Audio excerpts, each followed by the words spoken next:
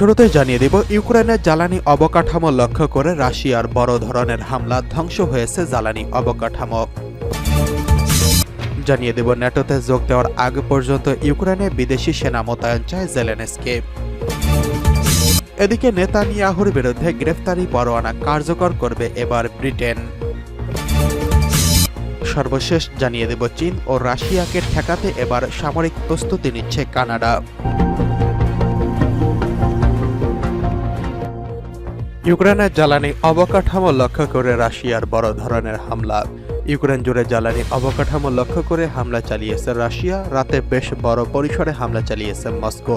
ইউক্রেনের president Vladimir জেলেনস্কির দাবি 120টি ক্ষেপণাস্ত্র এবং 90টি ড্রোন ছোড়া হয়েছে। ইউক্রেনের সর্ববৃহৎ বেসরকারি জ্বালানি কোম্পানি বলছে, হামলায় তাদের থার্মাল এনার্জি প্লান্টসে বেশ বড় ধরনের ক্ষতি হয়েছে। রাশিয়ার হামলায় 3টি অঞ্চলে জরুরি বিদ্যুৎবিহীন অবস্থা ঘোষণা করা হয়েছে। এদিকে পশ্চিম ইউক্রেনের তীব্র ক্ষেপণাস্ত্র ও ড্রোন হামলার সময় রাশিয়ার একটি ক্ষেপণাস্ত্র পোল্যান্ডের ভূখণ্ডে প্রবেশ করে। এতে পোল্যান্ডে তাদের যুদ্ধবিমান মোতায়েন করে।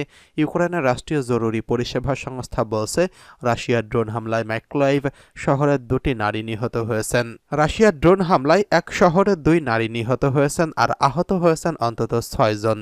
শহরের আবাসিক ভবন, গাড়ি, শপিং সেন্টার সহ অন্যান্য অবকাঠামো ক্ষতিগ্রস্ত হয়েছে এবং আগুন ছড়িয়ে পড়েছে বলে জানিয়েছে এই অঞ্চলের governor Vitaliy Kim. Vladimir Zelensky টেলিগ্রামে দেওয়া এক পোস্টে বলেছেন, ইউক্রেন জুড়ে বড় ধরনের সমন্বিত হামলা চালানোর সময় রাশিয়া প্রায় 120টি ক্ষেপণাস্ত্র এবং 90টি ড্রোন ছড়েছে।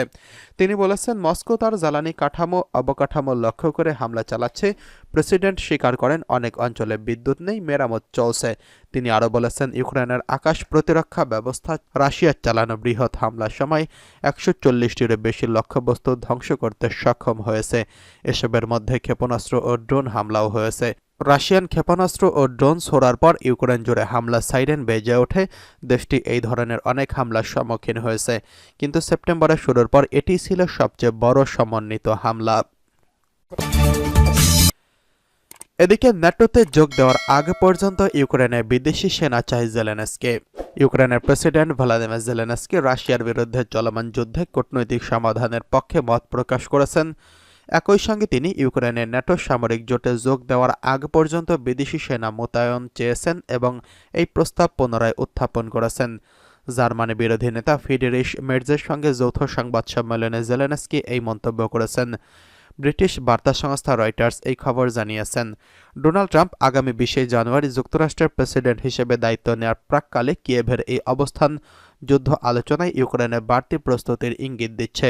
রবিবার প্যারিসে ফ্রান্সের প্রেসিডেন্ট ইমানুয়েল ম্যাক্রো এবং জেলেনস্কির সঙ্গে বৈঠকের শেষে নবনির্বাচিত মার্কিন প্রেসিডেন্ট ডোনাল্ড ট্রাম্প অবিলম্বে যুদ্ধবিরতি এবং আলোচনার আহ্বান জানিয়েছেন। তিনি যুদ্ধকে উন্মত্ততা আখ্যা দিয়ে দ্রুত এর সমাপ্তির পক্ষে জোর দিয়েছেন। জেলেনস্কি বলেছেন, ইউক্রেন এই যুদ্ধের শেষ দেখতে চায়, এই নিয়ে কোনো সন্দেহ নেই। কূটনৈতিক সমাধান বেশি প্রাণ রক্ষা করতে পারবে আর আমরা সেটাই চাই। তিনি জানিয়েছেন, ম্যাক্রো এবং ট্রাম্পের সঙ্গে আলোচনায় যুদ্ধক্ষেত্রের বর্তমান রেখা স্থগিত রাখার বিষয়টি আলোচনা হয়েছে। রাশিয়া বর্তমানে ইউক্রেনে প্রায় 1/5 ভূখণ্ড দখল করে রেখেছে। 2022 সালে আক্রমণের পর এটি দ্বিতীয় বিশ্বযুদ্ধের পর ইউরোপের সবচেয়ে বড় সংঘাত। তবে জেলেনস্কি সতর্ক করে বলেছেন, রাশিয়ার প্রেসিডেন্ট ভ্লাদিমির পুতিন বাস্তবে যুদ্ধ বন্ধ করতে চায় না, পুতিনকে বাধ্য করতে হবে। তিনি বলেছেন, আপনি তখনই শক্তি প্রয়োগ করতে পারবেন যখন ইউক্রেন শক্তিশালী হবে। কূটনৈতিক আলোচনা শুরুর আগে যুদ্ধক্ষেত্রে শক্তিশালী ইউক্রেনের প্রয়োজন। ফেব্রুয়ারিতে ফরাসি প্রেসিডেন্ট ইমানুয়েল ম্যাক্রো ইউক্রেনের ইউরোপীয় সেনা মোতায়েনের প্রস্তাব দিয়েছিলেন। এই নিয়ে তখন ইউরোপীয় নেতাদের মধ্যে কোনো ঐক্যমত্য হয়নি। জেলেনস্কি বলেছেন, ইমানুয়েল অবস্থান নিয়ে আমরা আলোচনা করতে পারি।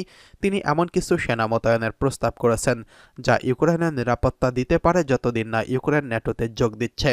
তবে তিনি বলেছেন, আমাদের স্পষ্ট জানাতে হবে ইউক্রেন কখন ন্যাটো ও ইউরোপীয় ইউনিয়নে যোগ দেবে। ইউক্রেন ন্যাটোতে যোগদানের ব্যাপারে স্পষ্ট অবস্থান নিয়েছে এবং নিরাপত্তা নিশ্চয়তার প্রয়োজনীয়তা তুলে ধরেছেন।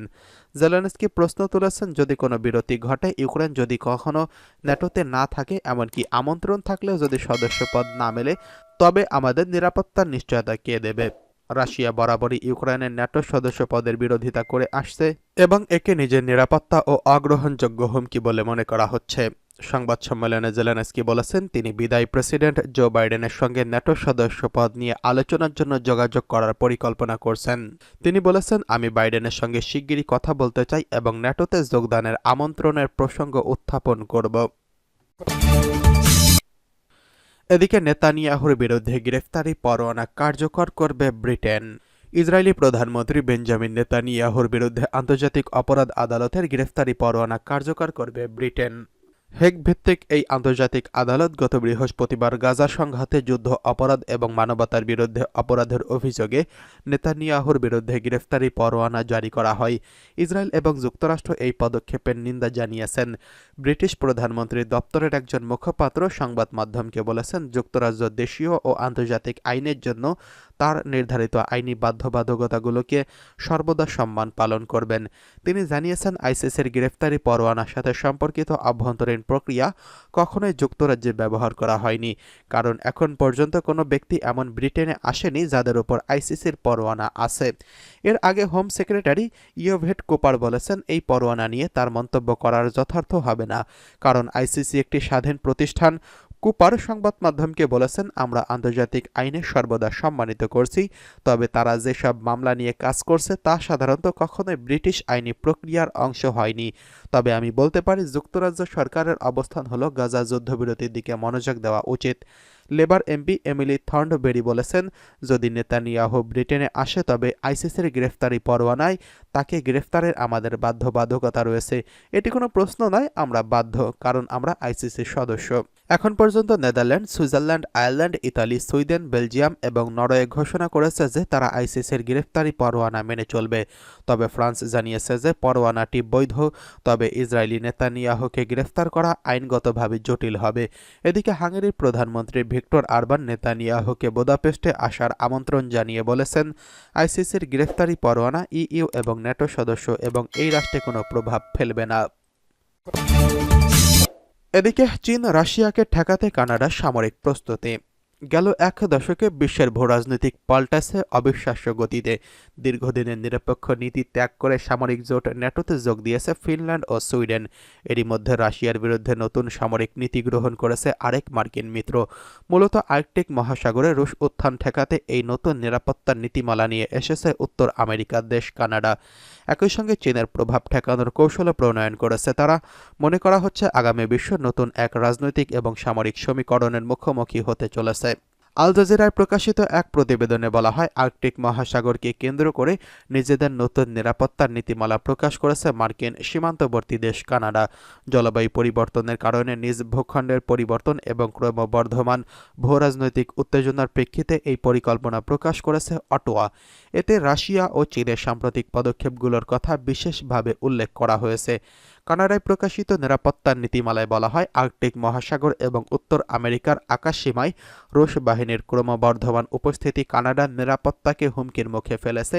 এছাড়াও আর্কটিক মহাসাগরকে কেন্দ্র করে চীনের সামরিক ও বাণিজ্যিক পরিকল্পনাও দেশটিতে নতুন হুমকিতে ফেলেছে।